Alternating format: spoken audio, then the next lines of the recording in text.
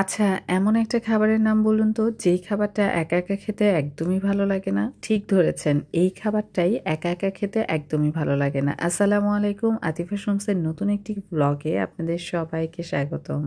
পড়ন্ত বিকেলে আপুর ছাদ থেকে আকাশটা দেখতে এত ভালো লাগে, সেই সাথে আপুর গাছে গিয়ে দেখলাম বেশ কয়েকটা মরিচ ধরেছে। ভাবলাম এই টাটকা টাটকা কাঁচামরিচ, পেঁয়াজ দিয়ে যদি একটু চটকে চটকে মুড়ি মাখা খাওয়া যায় তাহলে কেমন হয়? যেই ভাবা সেই কাজ। ইচ্ছে তো ছিল ছাদেই কাটাকাটি করব, কিন্তু সেই সময়টা হয়নি। মাগরিবের আজান দেওয়ার কারণে তখন জাস্ট মরিচটুকু তুলে এনেছি, পরে নিচে এসে কাটাকাটি করেছি। তরকারি কাটাকাটির ব্যাপারে আমি একেবারেই অদক্ষ, খুবই অদক্ষ। আমি বটি দিয়ে তো টোটালি কাটতে পারি না, আর ছুরি দিয়ে যেটুকু কাটতে পারি সেটাও একদম আনারের মতো।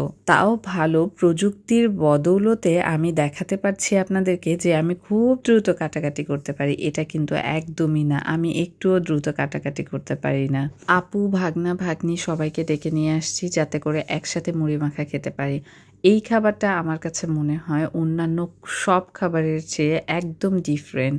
ডিফারেন্ট বলবো এই কারণে, সব খাবার আপনি একা খেতে পারলেও এই খাবারটা কিন্তু একা খেতে একদমই মজা লাগে না।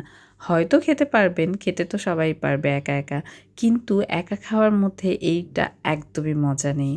আমি খুবই দুঃখিত যে আমার চপিং বোর্ডটা এত খারাপ অবস্থা হয়ে গিয়েছে। আমি কল্পনাও করতে পারিনি চপিং বোর্ডটা ভিডিওতে এতটাই বাজে দেখাবে। ভিডিওটা এডিট করার পর মনে হলো, ছি, এরকম একটা চপিং বোর্ড নিয়ে আমি ভিডিও দেখাচ্ছি। এই চপিং বোর্ডটা আমার সংসারের প্রথম দিকের চপিং বোর্ড, সো প্রায় 3 বছর হয়ে আসছে। ভিডিওগুলো একটু গ্রো করলে তখন ইচ্ছে করে যে নতুন নতুন জিনিস কিনি। তবে এরপর যদি ভিডিও গ্রো নাও করে, নিজের অ্যাস্থেটিক একটা বিষয় চিন্তা করে মাথায় রেখে হলেও আমি একটা নতুন চপিং বোর্ড কিনবো। কোন চপিং বোর্ডটা ভালো হবে আপনারা কিন্তু কমেন্ট করে জানাবেন। অনেকে মুড়ির মধ্যে চানাচুর খেতে একদমই পছন্দ করে না, কিন্তু আমার কাছে চানাচুর, ছোলা, টাটকা টাটকা পেঁয়াজ, মরিচ, সেই সাথে যদি আদা কুচিও থাকতো তাহলে বেশ ভালো হতো। কারণ যেহেতু এই মুহূর্তে আমার খুব ঠান্ডা লেগেছে, এবং আমার না যেই সময় এই মুড়ি মাখাটা হয়েছে সেই সময়টায় বাসার সবার প্রায় জ্বর, সর্দি, কাশি ছিল। জ্বর, সর্দি, কাশির সময় যখন একদমই রুচি থাকে না, তখন যদি এরকম করে মুড়ি মাখা খাওয়া যায় তাহলে কিন্তু বেশ ভালো লাগে, অনেকটা স্বস্তির পাওয়া যায়। আর সর্দি কাশির জন্য এই যে আদাটা, কাঁচা আদাটা, কাঁচা মরিচটা, কাঁচা মরিচের মধ্যে কিন্তু ভিটামিন সি থাকে।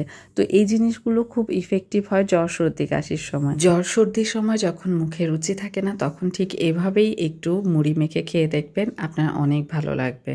আজ তবে এখানেই শেষ করছি। আমার এবং আমার পরিবারের জন্য অনেক অনেক দোয়া করবেন, যাতে আমরা ভালো থাকতে পারি, সুস্থ থাকতে পারি, যাতে করে আপনাদের জন্য ভালো ভালো ভিডিও উপহার দিতে পারি। আসসালামু আলাইকুম।